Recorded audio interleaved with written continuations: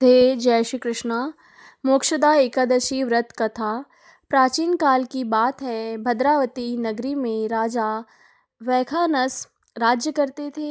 राजा प्रजा का बहुत ध्यान रखते थे, परंतु वे स्वयं एक बात से बहुत दुखी रहते थे। उन्हें रात में भयानक सपने आते थे। इन सपनों में उन्होंने अपने पिता को नरक में कष्ट भोगते हुए देखा।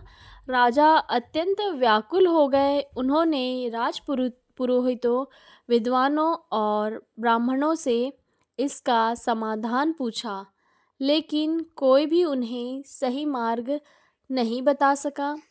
तभी एक दिन राजा को महर्षि विश्वरूप की जानकारी मिली, जो महान तपस्वी और ज्ञानी थे।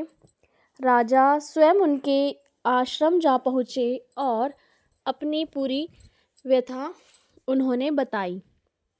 महर्षि विश्वरूप ने ध्यान लगाकर बताया, हे राजन, आपके पिता ने पूर्व जन्म में एक बड़ा पाप किया था, जिसके कारण वे नरक में पीड़ा भोग रहे हैं।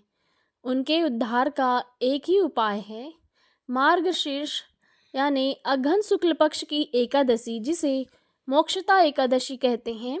उस दिन व्रत रखना और भगवान विष्णु की पूजा करना। महर्षि ने राजा को बताया कि यदि वे इस दिन विधि पूर्वक व्रत रखें तथा कथा सुने और अपने पिता के निमित्त इस एकादशी को दान करें, ये एकादशी उन्हें समर्पित करें, तो उनके पिता को मोक्ष अवश्य प्राप्त हो जाएगा। राजा ने पूरे श्रद्धा और नियम के साथ मोक्षदा एकादशी का व्रत किया और भगवान विष्णु की विधिवत पूजन की, जागरण किया और ब्राह्मणों को भोजन तथा दान दिया।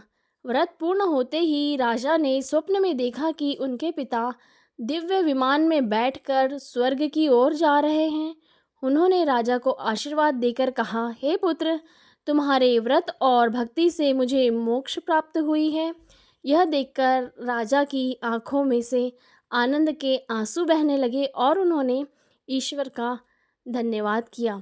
जो भी व्यक्ति मोक्षदा एकादशी का व्रत श्रद्धा से रखता है, उसके पूर्वजों के पाप नष्ट होते हैं और उन्हें मोक्ष का मार्ग प्राप्त होता है।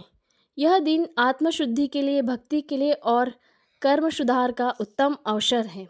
राधे राधे, जय श्री कृष्णा।